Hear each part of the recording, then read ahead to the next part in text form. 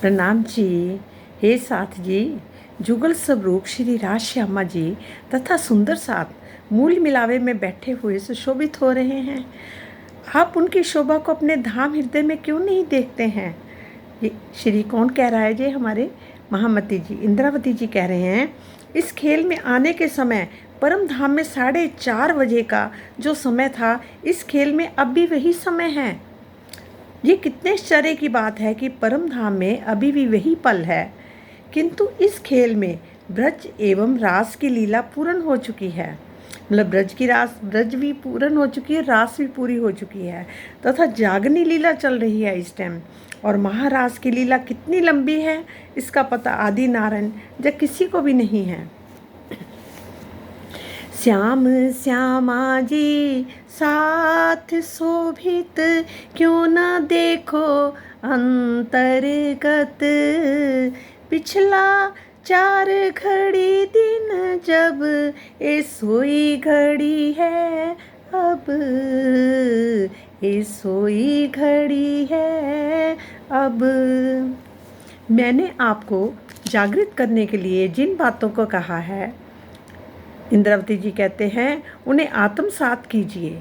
मूल मिलावे में बैठकर प्रीतम श्री राज जी से आपने जिस माया की इच्छा की थी, उसे छोड़ दीजिए तथा अपने हृदय मंदिर में जुगल स्वरूप श्री राज श्यामा जी के अनुपम सौंदर्य को बसा लीजिए। आप परम धाम के उस अद्वितीय प्रेम को याद कीजिए जो आप सभी आपस में करते रहे थे, और पीतम अक्षरातीत के अनंत आनंद को आप वहाँ नित्य ही लेते रहते हैं।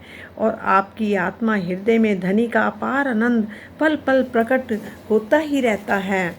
और प्रीतम श्री राज जी का हृदय अनंत प्रेम और आनंद का स्वरूप है। वे अपनी अंग रूपा आत्माओं के साथ अनेक प्रकार की आनंदमयी क्रीड़ाएं करते हैं, और मैं धनी की तारतम वाणी से आपको जागृत कर रही हूँ तथा अपने मूल घर परम धाम के अखंड सुखों का ज्ञान दृष्टि से अनुभव भी करा रही हूँ। कहते ना, रस प्रेम स्वरूप है चित, कई विध रंग खेलत। बुध जागृत ले जगावती, सुख मूल बतन देखावती। हमारी इंद्रावती जी क्या कहते हैं, मेरे हृदय में अपने प्राण वल्लभ के प्रति प्रेम के अथाह सागर की लहरें उमड़ रही हैं। मैं अपने साथ परम धाम की आत्मा को भी प्रेम का रस पिला रही हूँ। अब तो स्वयं श्री राज जी ही कह रहे हैं, इंद्रावती जी तो हर सुंदर साथ के हृदय में तारतम ज्ञान के उजाले की ज्योति जला रही है।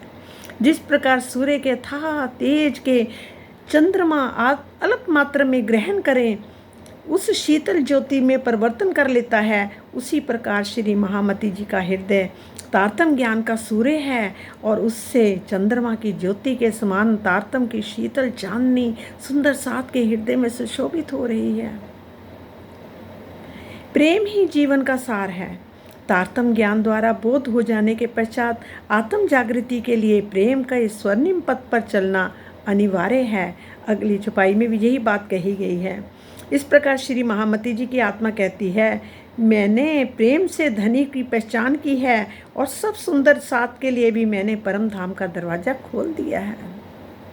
अब तो प्रेम के रस में डूबी हुई सखियाँ ऐसा लगने लगा है कि वे इस संसार में ही नहीं हैं, बल्कि संसार को छोड़कर वे अपने परम धाम में पहुँच गई हैं और जागृत होकर साक्षात धनी के सामने बैठी हैं।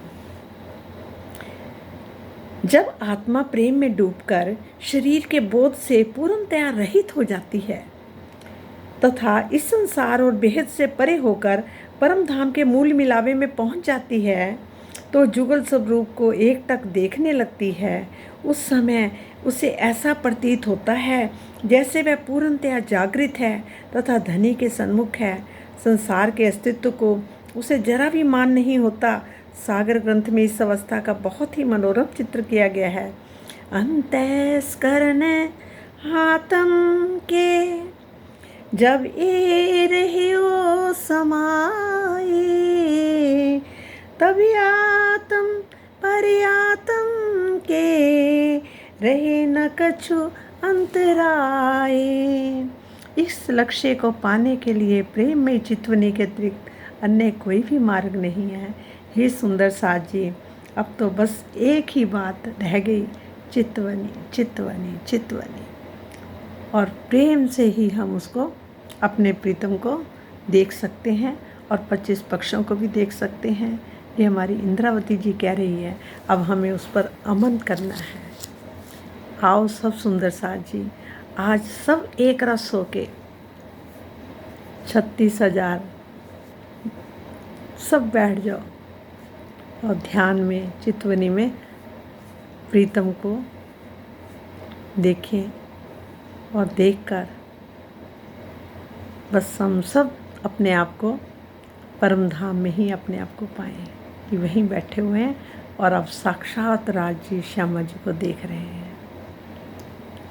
प्रणाम जी।